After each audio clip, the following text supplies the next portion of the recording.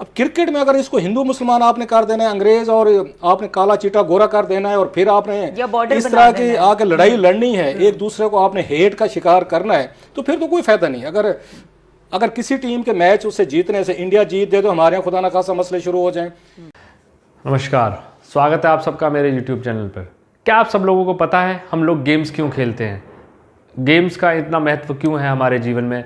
और गेम्स पहले national level पे, फिर इंटरनेशनल लेवल पे, फिर ओलंपिक्स, बहुत सारे गेम्स के बहुत सारे नाम हैं जो कंट्री टू कंट्री खेले जाते हैं।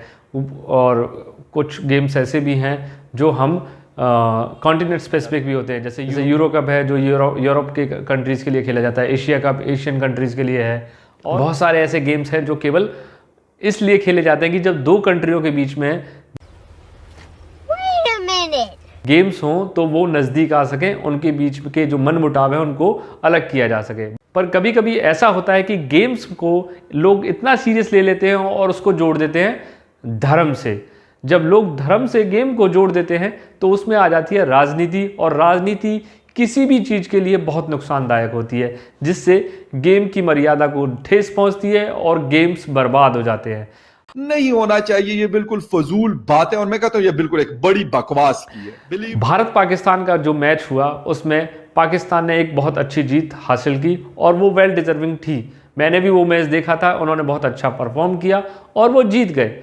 कोई बात नहीं, ये एक गेम की तरह है। हमने उनको इससे पहले 12 बार हराया था, वो 13वीं बार थी, वो जीत गए। कभी ना कभी तो ऐसा होना ही था कि वो अच्छा परफॉर्म कर दे और वो जीत जाते। इसका मतलब ये नहीं है कि हम उस गेम को इतना सीरियस ले लें कि इसके बाद हमारी इंडियन टीम कभी जीतेगी नहीं, हमारे लड़के बहुत अच्छे हैं, वो अच्छा परफॉर्म करेंगे, वो इस वर्ल्ड कप को भी जीत सकते हैं और पाकिस्तान को बारंबार हरा भी सकते हैं। इसमें कोई दो राय नहीं है।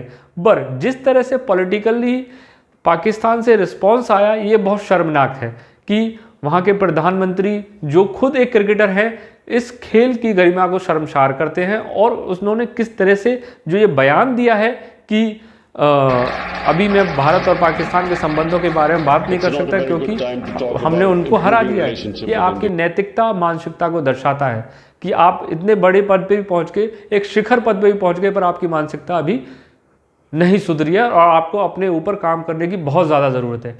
इतना ही नहीं, इमरान खान सरकार के एक मंत्री ने यहाँ तक बोल दिया कि यह केवल पाकिस्तान की जीत नहीं है, यह सब मुसलमानों की जीत है, हिंदुस्तान के मुसलमानों की भी जीत है। मंत्री जी, मैं आपको बता दूं, अफगानिस्तान भी एक मुस्लिम कंट्री है और अफगानिस्तान ने भी बहुत अच्छे नंबरों से एक गेम जीता है। इसका मतलब ये नहीं है वो दुनिया के सारे मुसलमानों की जीत है।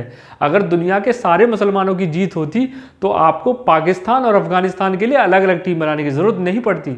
अगर पाकिस्तान और अफगानिस्तान या किसी भी मुस्लिम कंट्री के में इतनी अच्छी टीमें होती तो दुनिया भर के मुस्लिम दूसरे देशों में की टीमों में जाके नहीं खेलते हैं। आप देख सकते हैं दुनिया में कोई भी टीम ऐसी नहीं है जिसमें एक मुस्लिम लड़का ना हो। वेदर इट इज़ इंग्लैंड की टीम में मुस्लिम हैं, साउथ अफ्रीका की टीम में मुस्लिम हैं, ऑस्ट्रेलिया की टीम में मुस्लिम हैं, और हमारे देश की टीम में भी मुस्लिम हैं और उन्होंने बहुत अच्छे परफॉर्मेंस दिए हैं। हम मोहम्मद अजहरुद्दीन को याद रखते हैं, हम जहीर खान को याद रखते हैं।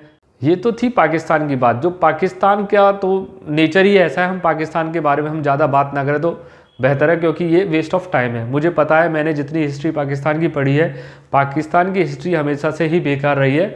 उनको केवल बस एक ही राग अलापना आता है और उनको छल कपट के अलावा कुछ और सूझता भी नहीं है। तो हम पाकिस्तान के बारे में बात नहीं करेंगे। पाकिस्तान से हम कितना भी नरमाई से पेश कर लें, कितना ही कुछ कर लें, वो कभी सुधरने वाला नहीं है।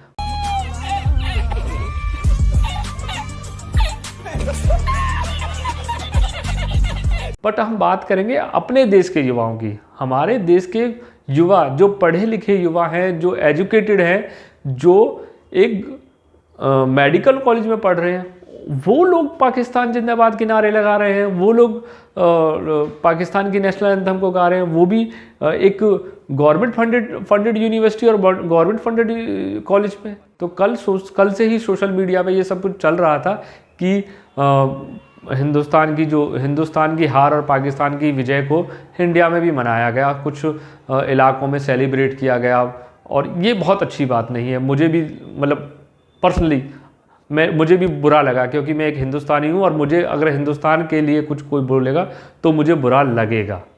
मैं अपना जो स्टैंड है वो क्लियर कर दूं कि मैं एक हिंदुस्तानी हूं अपार्ट फ्रॉम माय रिलीजन। अगर हिंदुस्तान के बारे में कोई बुरा बोलेगा, हिंदुस्तान के लिए कोई बुरा सोचेगा तो मुझे बुरा लगेगा। अब कल जब मैं सोशल मीडिया पे देख रहा था कि कुछ लोगों ने शेयर किए थे, जो मेरी फ्रेंड लिस्ट में है, कि राजस्थान की एक टीचर हैं, उनको स्कूल से और अपनी जॉब से हाथ धोना पड़ा। उसका रीज़न था कि उन्होंने अपने सोशल मीडिया अकाउंट पे शेयर किया था कि वी वॉन।